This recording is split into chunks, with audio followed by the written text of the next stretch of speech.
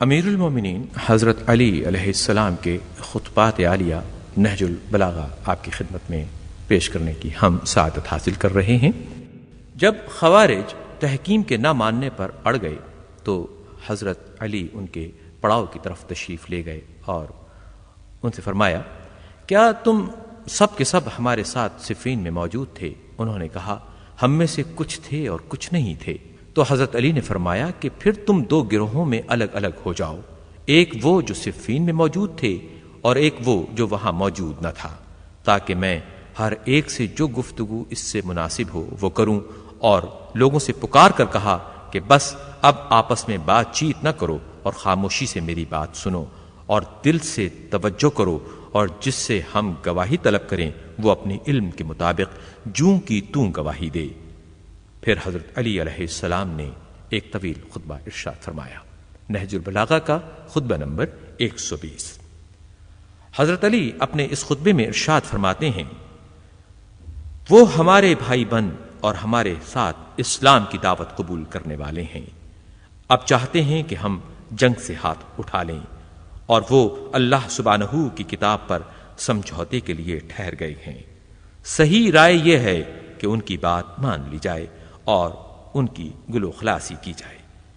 تو میں نے تم سے کہا تھا کہ اس چیز کے باہر ایمان اور اندر کینہ و عناد ہے، اس کی ابتدا شفقت و مہربانی اور نتیجہ ندامت و پشیمانی ہے،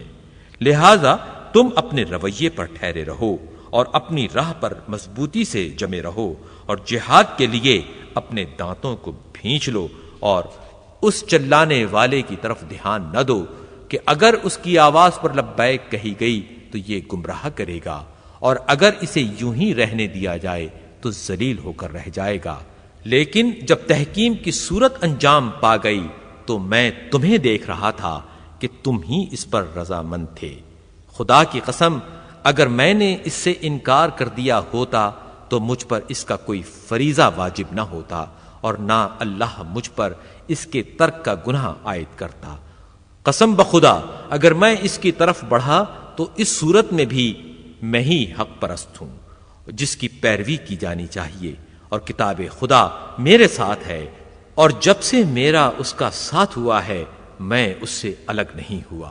ہم جنگوں میں رسول اکرم صلی اللہ علیہ وآلہ وسلم کے ساتھ تھے، اور قتل ہونے والے وہی تھے جو ایک دوسرے کے باپ، بیٹے، بھائی اور رشتہ دار تھے، لیکن ہر مصیبت اور سختی میں ہمارا ایمان بڑھتا تھا، اور حق کی پیروی اور دین کی اطاعت میں زیادتی ہوتی تھی، اور زخموں کی ٹیسوں پر صبر میں اضافہ ہوتا تھا۔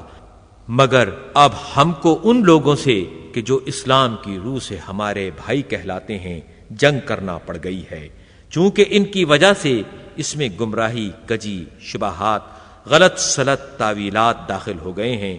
تو جب ہمیں کوئی ایسا ذریعہ نظر آئے کہ جس سے ممکن ہے اللہ ہماری پریشانیوں کو دور کر دے، اور اس کی وجہ سے ہمارے درمیان جو باقی ماندہ لگاؤ رہ گیا ہے اس کی طرف بڑھتے ہوئے